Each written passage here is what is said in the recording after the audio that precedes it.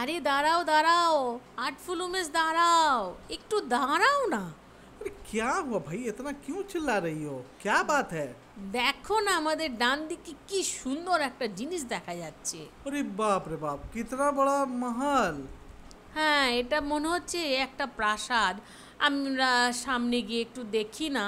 अच्छा तो रुको रुको, मैं दायां बायां थोड़ा देख लूं, फिर गाड़ी को उस पर लेके जाता हूँ। थोड़ा से रुको रुको। হ্যাঁ, আমরা তো এলাম দুজনে। জানাবো যতনে। তো আমরা দর্শকদের জানাবো এই সুন্দর বাড়িটার ব্যাপারে। চলো প্রথমে নামটা জেনে নিই, কী বাড়ি এটা?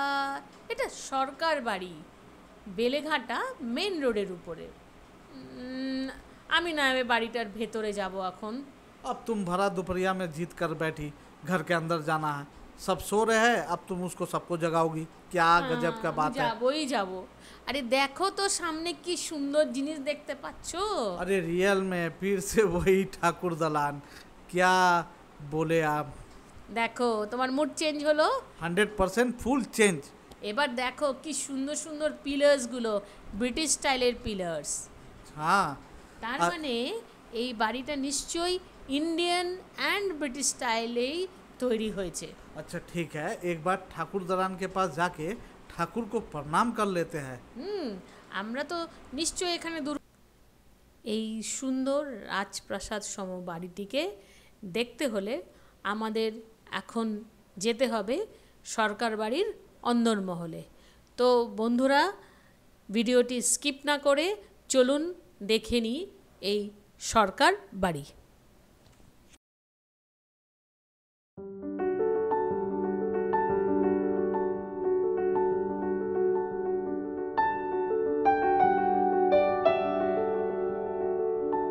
সরকার বাড়িতে, এবং আমি খুব গর্বিত আজকে এই পরিবারের চতুর্থ প্রজন্ম মিস্টার মজুমদারের সঙ্গে পরিচয় হলো আমার। তো আমি ক্যামেরাটা মিস্টার মজুমদারের দিকেই আনুন। উনি এই পরিবারের ব্যাপারে ডিটেলিং আমাদের গল্প শোনাবেন। হ্যাঁ স্যার, বলুন এবার। 1870 সাল নাগাদ যশোর জেলা থেকে ঈশ্বর গগনচন্দ্র সরকার যুবক বয়সে এই বেলেঘাটায় চলে আসেন, মূলত ভাগ্যের অন্বেষণে। আচ্ছা। এবং উনি ছিলেন অসম্ভব প্রতিভা সম্পন্ন মানুষ, এবং একক প্রচেষ্টায় নিজেকে এখানে বিত্তশালী করে তোলেন এবং নিজেকে জমিদার হিসেবে প্রতিষ্ঠা করেন।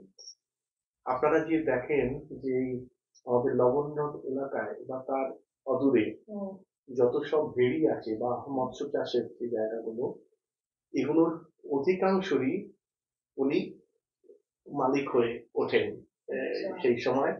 এবং এই মৎস্য চাষ করে উনি বিপুল অর্থ উপার্জন করেন, এবং তারপরে মানে লিটারালি এই বেলেঘাটার বেশি অংশই উনি কিনে নেন এবং নিজেকে জমিদার হিসেবে প্রতিষ্ঠা করেন। তারপর 1892 সালে এই প্রাসাদ প্রমাণ সরকার বাড়ি উনি নির্মাণ করেন। একটি মাত্র কন্যা ছিল, হরিদাসী দেবী, কিন্তু ওনার কোনো পুত্র সন্তান ছিল না। তো উনি গণপতি সরকারকে দত্তক গ্রহণ করেন। ওনার কেউ রিলেটিভ ছিল? হ্যাঁ, ওনার দাদারই কনিষ্ঠ ছেলেকে করেন, মানে দত্তক গ্রহণ করেন। এবং তখন থেকেই একদম তখন গণপতি সরকার 2-1 মাস বয়স হবে। তো সেই সময় থেকেই গণপতি সরকার ওনার নিজ পুত্র হয়ে গেলেন। এর পরবর্তীতে উনি যখন অসুস্থ হয়ে পড়েছেন, তখন উনি একটি উইল সম্পাদন করেন, এবং উইলে উনি ওনার নিজ পুত্র গণপতি সরকারকে ওনার এই বিশাল সাম্রাজ্যে 8 অংশ দেন। এবং ওনার 2 ভ্রাতুষ পুত্র সুরেন্দ্রনাথ সরকার এবং বিভূতিভূষণ সরকার, যাদের উনি খুবই স্নেহ করতেন, তাদের চারানা চারানা করে অংশ দেন।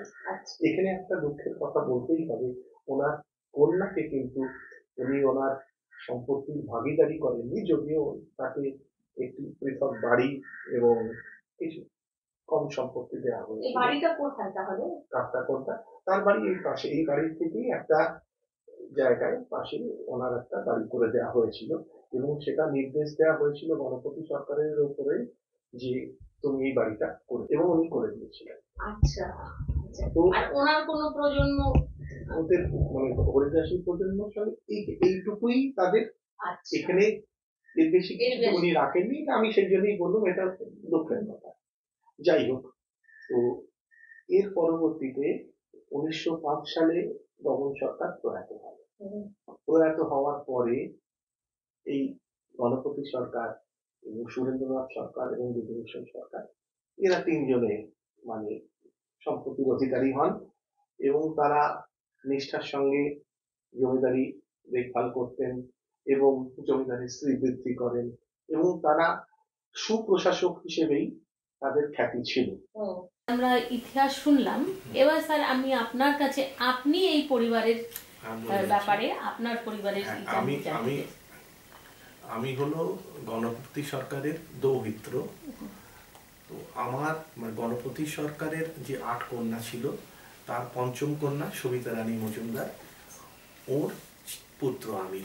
আর আমার পাশে বসে আছে আমার স্ত্রী নূপুর। তো এই হলো এখানকার। আর বর্তমানে এই বাড়িতে গণপতি সরকারের মানে শরিকে একমাত্র আমরাই থাকি, আর অন্যান্য শরিক যারা সুরেন্দ্রনাথ এবং বিধুভূষণের তাদেরও কেউ কেউ আছে, কয়েকজন আছে। আর এছাড়া বাকিরা বেশিরভাগই বাইরে, এবং অনেকেই মৃত। সুতরাং আমাদের প্রজন্মেরও অনেকে চলে গেছে। আপনাদের প্রজন্মে এখন এই বাড়িতে কতজন মোটামুটি থাকে? আমাদের প্রজন্মের কজন হবে, আমি হলো এই প্রজন্মের, আর কি তোমার ববিতা তো চলে গেছে, তো ওনার স্ত্রী আছেন একজন, দুজন, তিনজন।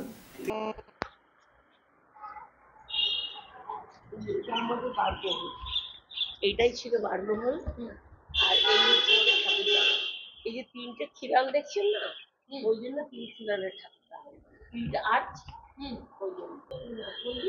আর এই ভেতরে গর্ভগৃহ, মানে মাঝখানে ওই ঠাকুরই আমাদের ঘর বসে। ওই দেখুন সেখানে আমাদের জায়গার ছবি রাখা আছে। আর এইদিকে আমাদের সরকার বাবুরা সব বসতেন। এইখানটা ছিল আমাদের কাছারি ঘর, মানে সব সরকার ম্যানেজাররা এখানে বসে কাজ করতো। আর 3 দাদুরা, মানে সুরেন্দ্রনাথ সরকার, বিধুভূষণ সরকার, গণপতি সরকার, ওনারা বসতেন এইদিকে ঘরে, এইখানে বসতেন ওনারা। আর এই যে বেলতলা, এইখানে আমাদের বোধন পুজো হয়। হ্যাঁ। এবার মিসেস মজুমদারের সঙ্গে আমরা চললাম এ বাড়ির পুকুর ঘাট দেখতে, যেখানে কলাব্রউ স্নান এবং দুর্গাপুজোর বিভিন্ন আচার পালন করা হয়। तो प्रिय दर्शकों, आप लोग क्यों छूट जाइएगा, आप लोग भी चलिए हम लोगों के साथ। আর যেতে যেতে আমি তোমাদের একটি গল্প বলবো। क्या गल्प? এই গল্পে এ বাড়িতে না কুললক্ষ্মীকে সারা বছর পুজো করা হয় না। अरे ये तो नया बात सुन रहे हैं। হ্যাঁ, কুললক্ষ্মীকে পুজো হয় বছরে 4 দিন। মা দুর্গার সঙ্গে এই ঠাকুর দালানে কুললক্ষ্মীর পুজো হয়। अच्छा, তারপরে যখন দুর্গা ঠাকুরের বিসর্জন হয়, এ বাড়িতে কিন্তু এখনও কাঁধে করে মা দুর্গাকে নিয়ে যাওয়া হয়। रियली कितना बड़ा बात। হ্যাঁ, এইবার কুললক্ষ্মীকে নিয়ে এসে এই মিসেস মজুমদার যে ঘরটা দেখাচ্ছে, এই ঘরে 2 দিন ওনাকে রেখে দেওয়া হয়। তারপরে কুললক্ষ্মীকে নিয়ে গিয়ে উপরে বড় একটা সিন্দুক আছে, সেখানে বন্দি করে দেওয়া হয়। अरे लक्ष्मी को भी कोई संदूक में बंद करके रखता है क्या? এনাদের পূর্বপুরুষের বিশ্বাস ছিল, যদি লক্ষ্মীকে বন্দি করে রাখা যায় তাহলে লক্ষ্মী কোথাও পালাতে পারবে না, ঘরে থেকে যাবে। ओ तो यानी माँ लक्ष्मी हुई बंद। হ্যাঁ, লক্ষ্মীর আর বেরোনোর কোনো চান্স নেই। এইবার আমরা এসে গেছি দ্বিতীয় অন্দরমহলে। এখানে এ বাড়ির সব মহিলারা তাদের পরিবারের সাথে ডিফারেন্ট রকম অনুষ্ঠানে পার্টিসিপেট করত। এখানে কোনো আউটসাইডার অ্যালাউড ছিল না। দোল খেলা হতো, কখনো বিয়ে হতো, কখনো অন্নপ্রাশন হতো, এরকমই চলতো। तब कितना मजा आता होगा, सोचो तो। এখন এসে গেছি আমরা রান্না মহলে। দেখো এত বড় রান্নাঘর। अरे बाप रे बाप, रियल में कितना विशाल किचन। এখানে আবার ঘর আছে ডিফারেন্ট, একটা কুটনোর ঘর, একটা বাটনার ঘর। আর সবচেয়ে মজার হচ্ছে এখানে নিরামিষ মহল এক তরফ, আমিষ মহল এক তরফ। अरे बाप, भेज और नॉन भेज सब আলাদা আলাদা। আবার কেউ কাউকে ছুলে যাও তুমি এক্ষুনি গিয়ে স্নান করো। अरे बाप, क्या भयंकर नियम। কিচেন থেকে চলে আসলাম আবার আমরা সেই ঠাকুর দালানে। এখান থেকে শুরু, আস্তে আস্তে আমরা সব ইতিহাস জানতে পারলাম সরকার বাড়ির। सरकार बाड़ी के पूर्व पुरुष कोई संगीत में थे, कोई राजनीतिक में थे और कोई महान लेखक थे। आइए अब हम लोग इन सब विशेष व्यक्तियों के बारे में जानते हैं मिस्टर मजुमदार से। উনি খুব সঙ্গীত প্রিয় মানুষ ছিলেন, বিশেষ করে শাস্ত্রীয় সঙ্গীত, এবং উনি যথেষ্ট শিক্ষা করেছিলেন শাস্ত্রীয় সঙ্গীতে। মানে খেয়াল টপ্পা উনি গান করতেন, এবং উনি মানে বিভিন্ন কনফারেন্সের পৃষ্ঠপোষকতাও করতেন। আমাদের এই বাড়িরই ঠিক কোন সাইডটা বলবো, সাউথ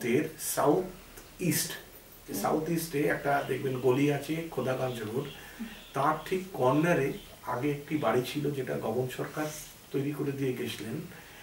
বাড়িটির নাম দেওয়া হয়েছিল গানবাড়ি, এবং সেটা মূলত সুরেন্দ্রনাথ সরকারের জন্যই করা হয়েছিল, কারণ উনি এত গান বাজনা ভালোবাসতেন।